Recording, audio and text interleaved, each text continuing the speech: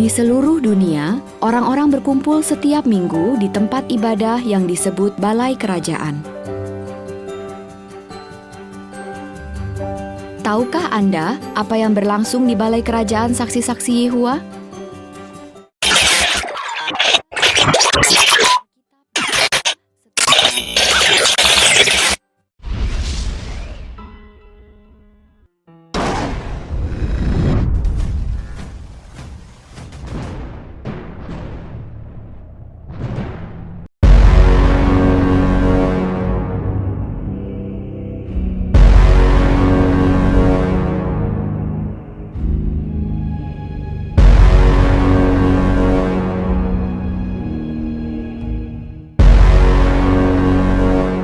Saya menemukan sebuah konten video menarik tentang saksi-saksi Yehua di channel Tanpa Ragi. Video itu berjudul, "Kenapa Saksi-saksi Yehua Dikatakan Sesat?" Pemahaman pemilik channel itu tentang saksi-saksi Yehua persis sama dengan pemahaman saya 20 tahun yang lalu. Bahkan mungkin juga pemahaman kebanyakan orang tentang saksi-saksi Yehua. Berikut keterangan channel Tanpa Ragi tentang saksi-saksi Yehua. Kalau kita mau jujur, orang-orang saksi Yehua adalah salah satu umat beragama yang secara moral paling baik. Mereka menolak LGBT, free sex, poligami, mabuk, dan rokok. Mereka sopan dan benar-benar berusaha untuk hidup suci sesuai dengan Alkitab. Terus terang, secara moral, mereka adalah orang-orang yang lebih baik daripada rata-rata orang Kristen arus utama. Saya pribadi sangat setuju dengan apa yang disampaikan oleh channel Tanpa Ragi tentang saksi-saksi Yehua. Bahkan mayoritas orang berpikir dalam pola pikir yang demikian, yaitu karena suatu kelompok Kristen memiliki standar moralitas yang tinggi, perilaku yang baik dan saleh, maka berarti ajarannya tidaklah sesat.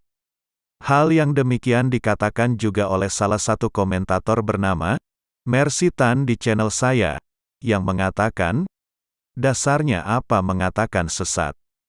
Mereka orang baik. Tetapi benarkah saksi-saksi Yehua memiliki standar moralitas yang tinggi, seperti yang orang kira dan pikir?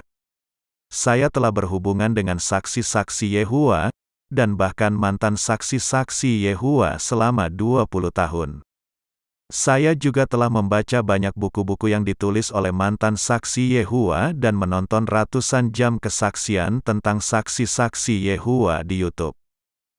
Fakta mengatakan bahwa standar moralitas saksi-saksi Yehua tidak lebih baik dari orang Kristen lainnya. Bahkan bisa dikatakan lebih bejat karena organisasi Menara Pengawal, yaitu organisasi yang berada di belakang saksi-saksi Yehua dengan sengaja menyembunyikan ribuan kasus-kasus pedofilia yang terjadi di berbagai negara, di antara saksi-saksi Yehua. Silakan Anda saksikan video nomor 37 dan 38, yang mengulas tentang kasus-kasus pedofilia di kalangan saksi-saksi Yehua. Kita sebagai orang awam menganggap, saksi-saksi Yehua memiliki standar moralitas yang lebih baik dari orang Kristen, karena kita memiliki informasi yang terbatas tentang saksi-saksi Yehua. Roma pasal 3 ayat 10-15 mengatakan, Tidak ada yang benar, seorang pun tidak. Tidak ada seorang pun yang berakal budi, tidak ada seorang pun yang mencari Allah. Semua orang telah menyeleweng, mereka semua tidak berguna. Tidak ada yang berbuat baik, seorang pun tidak. Kerongkongan mereka seperti kubur yang ternganga, lidah mereka merayu-rayu, bibir mereka mengandung bisa. Mulut mereka penuh dengan sumpah serapah, kaki mereka cepat untuk menumpahkan darah. Keruntuhan dan kebinasaan mereka tinggalkan di jalan mereka, dan jalan damai tidak mereka kenal. Rasa takut kepada Allah tidak ada pada orang itu. Karena semua orang telah berbuat dosa dan telah kehilangan kemuliaan Allah. Saksi-saksi Yehua tidaklah berbeda dengan orang Kristen lainnya yang telah jatuh ke dalam dosa. Saksi-saksi Yehua juga adalah manusia berdosa, dan tidak lebih baik dari orang Kristen lainnya. Mari kita dengar kesaksian langsung dari seorang mantan penatua saksi Yehua, tentang kejahatan yang sengaja disembunyikan di dalam balai kerajaan mereka. Kesaksian mantan penatua ini hendaknya membuka mata kita, bahwa saksi Yehova tidaklah lebih baik dibandingkan orang Kristen. Kita menganggap saksi Yehova lebih baik, karena keterbatasan informasi dan saksi-saksi Yehova juga sengaja menyembunyikan kebejadan mereka agar tidak terlihat dari pihak luar. Bagi saksi Yehova, membongkar kebejadan mereka berarti mencela atau mencemarkan nama Yehova. Oleh karena itu, saksi Yehova berusaha menyembunyikannya. Dan jika saksi Yehova bicara jujur kepada Anda, apakah Anda mau bergabung dengan mereka? Sebelum Anda mendengar kesaksian mantan penatua ini, perlu diingat bahwa pertama, sang korban sudah menyampaikan secara lisan kasusnya kepada penatua Sidang Cilacap dan Sidang Depok. Kedua, korban sudah menyampaikan kasusnya kepada kantor cabang saksi-saksi Yehova di Jakarta secara tertulis dengan tembusan surat ke masing-masing sidang terkait. Dan sudah dikonfirmasi bahwa surat-surat tersebut sudah diterima. Tetapi hasilnya tidak ada. Mari kita dengar kesaksian berikut ini. Bapak bisa ceritakan tentang informasi pribadi Bapak yang sehubungan dengan organisasi Menara Pengawal, Pak. Misalnya ya, posisi terakhir yang Bapak jabat di dalam organisasi ini, dan berapa lama Bapak telah menjabat jabatan tersebut, dan lain-lainnya. Jadi awal saya jadi kenal saksi Menara Pengawal itu tahun 2000. Kemudian tahun 2000 saya jadi ketua. Kemudian tahun 2000 saya berhenti. Nah, status Bapak sekarang apa? Masih aktif atau non-aktif, Pak? Saya ya setengah aktif. Setengah aktif ya, oke baik.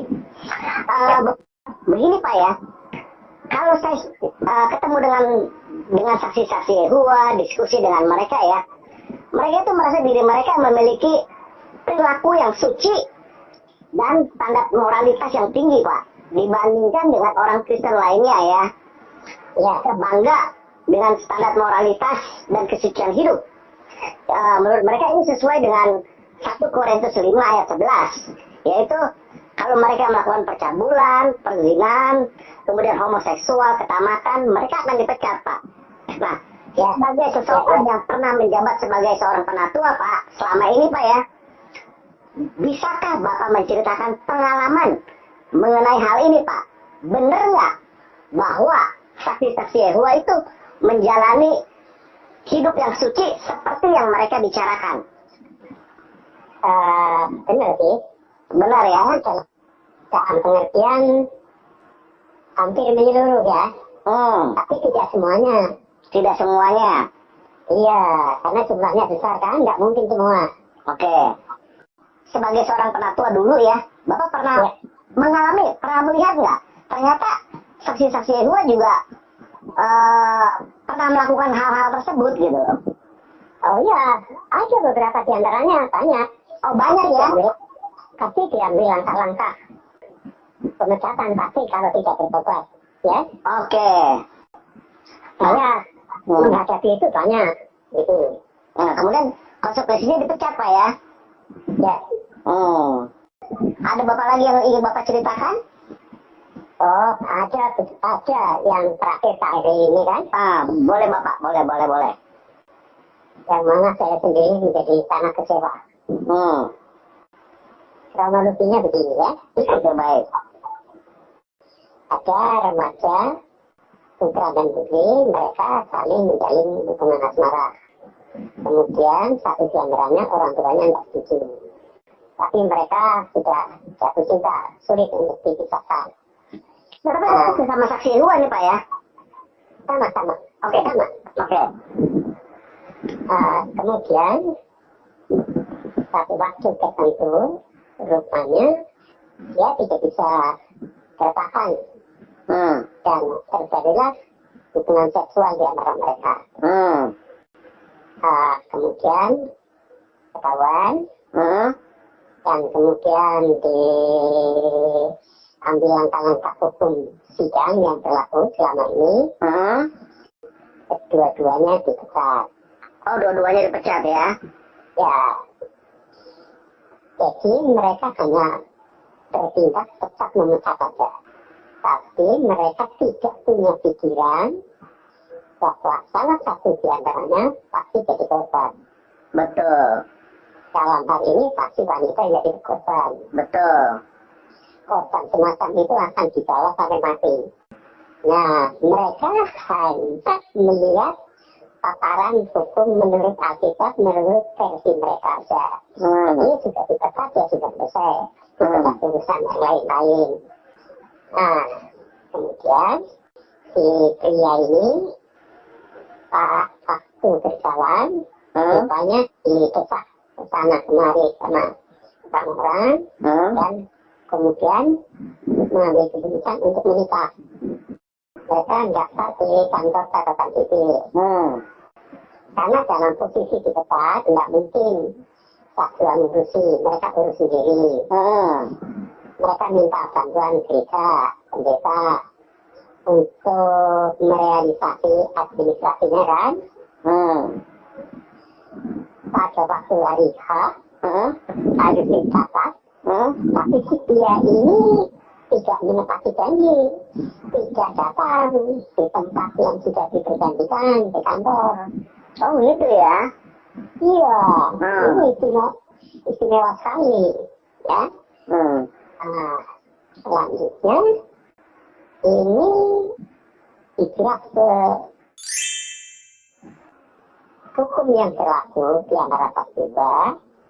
Kalau ada penyiar pindah ke kota lain, ke tempat lain, biasanya ada rekomendasi dari badan penegak setempat. Ya kan? Si pria ini sampai ke nampaknya penegak ini memfasilitasi. Pasti diberikan rekomendasi bahwa orang ini baik-baik, kira-kiranya begitu. Padahal statusnya sudah dipecat ya? Statusnya sudah sempat diterima kembali. Oh, sudah sempat diterima kembali ya? Ya, sudah sempat diterima kembali sebenarnya. Nah, kemudian dia diusulkan menjadi kantor pelayanan pembantu penetua. Salah satu di antara penetua di sidang itu sempat menghubungi penetua yang di Cilacap. Oke. Penetua di Cilacap memberikan informasi. Ini penetua yang tidak terlibat dalam urusan memfasilitasi. Oke. Dia bilang, jangan dulu. Karena orang ini masih belum menyelesaikan masalahnya. Dengan keluarga si korban. Kemudian tidak ada respon yang baik. Setelah tidak ada respon yang baik, saya sempat bicara dengan penetua ini. Penetua yang sekarang kan semua di bawah asuhan saya. Jadi bagaimana juga sampai hari ini pun saya masih dapat masih dapat pemeriksaan ya. Oke. Ya, jadi mereka masih percaya dengan saya. Walaupun saya bukan penetua. Nah, saya bilang sama saudara ini, kalau begitu, kalau saya penetuanya, saya sidang itu saya kasih tahu. Karena bagaimanapun juga kan ini satu kesatuan di seluruh dunia. Tidak bisa berdiri sendiri-sendiri kayak gitu. Aturannya kan satu. Namun saudara ini gak mau ribet lah ya. Gak mau ribet. Ujung-ujungnya terakhir ini saya dengar malah jadi penetua. Hebat sekali tuh. Hebat bisa sekali ya. Hebat sekali. Jadi penetua dan bisa apa menikah lagi, menikah dia ini. Oh gitu ya, menikah lagi ya dengan perempuan yang lain, menikah. Kemudian jadi penatua lagi ya? Iya, menikah dengan anak penatua. Oh gitu ya. Wih, hebat sekali itu. Itu yang membuat saya kecewa terakhir kita harus diri caranya. Nah sekarang kondisi korbannya bagaimana? Itu aja. Tidak berurus. Nah, Belakangan jadi penetua kiasat yang kasih tahu saya. Dia juga kecewa tapi tidak bisa berbuat apa-apa atau tidak mau berbuat apa-apa. Saya sekali lagi bilang, kalau saya jadi saudara, hari ini pun saya berangkat. Saya nggak mau ada keadaan seperti ini yang tidak beres. Karena notabene kan Satwa kan yang baik-baik. Paling baik di mana-mana. Gimana ya kalau kayak gini? Saya bilang sama penetua ini, dia pun juga angkat tangan sudah mau melangkah lebih jauh. Nah, ketika itu Yonatan menikahkan, namanya Yonatan kan? Oh, Yonatan ya.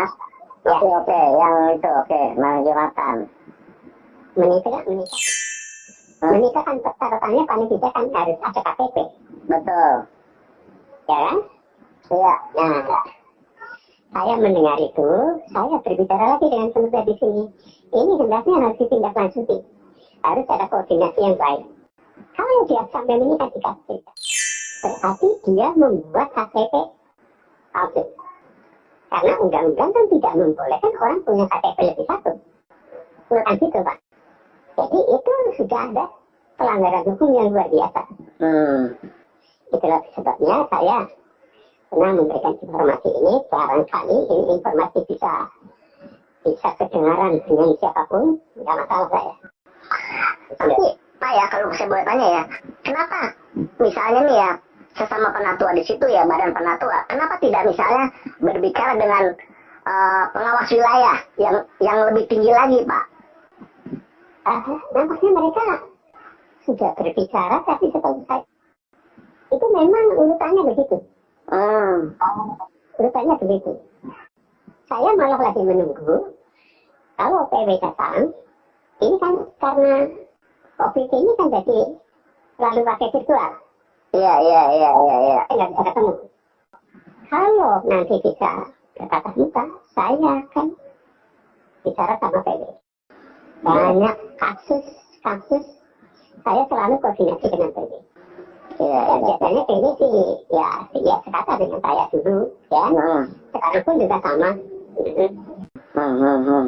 Jadi itu yang disimpan sebegitu rupa sehingga tidak sejalan dengan label Satwa terbaik, Satwa paling baik, si itu enggak benar, si itu palsu dan macam-macam.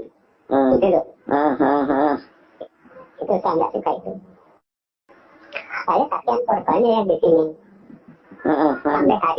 Sampai hari ini pun saya masih terus mendengungkan ini harus diselesaikan, tidak bisa dibiarkan. Tapi kalau katanya begini, misalnya ya dibawa ke pihak berwajib juga nggak memungkinkan ya. Satwa itu menghindar kepada yang berwajib. Oh gitu ya. Karena kan misalnya dia memiliki KTP ada 2, kelihatannya gitu kan tentu udah kayak apa namanya, penipuan gitu kan. Iya, penipuan ya. Oh, menghindari yang berwajib kalau gitu ya. Pelanggaran hukum. Jadi kalau ada kasus-kasus apa yang kemudian yang bisa dibawa ke yang berwajib, mereka kan punya tata cara sendiri. Jadi itu bisa dibawa ke sana. Ini mencemarkan nama baik Satwa dan teman-teman. Oh gitu ya. Mereka. Iya. Jadi alasannya mencemarkan nama baik Yehuwa gitu ya. Iya, mereka ditutupi supaya nggak keluar gitu ya. Iya. Ada lagi Pak cerita-cerita yang kira-kiranya menurut Bapak di luar standar gitu loh. Yang menurut saya ini satu hal lagi ya. Mereka mendengungkan di kalangan umum sendiri bahwa Satwa kan tidak pernah mengut sumbangan. Iya betul. Tidak ada kolektor. Tidak ada kolektor kalau mengundang orang kepribadian tidak ada kolektor. Iya. Itu narasi itu terus sampai hari ini. Betul. Tapi kenyataannya tidak demikian. Tidak demikian ya Pak. Oke. Jadi bagaimana? Bahkan sumbangan-sumbangan itu berbagai macam jenis. Ada 5 jenis sumbangan lah yang saya tahu. Tapi saya tidak hafal satu-satunya. Itu ya.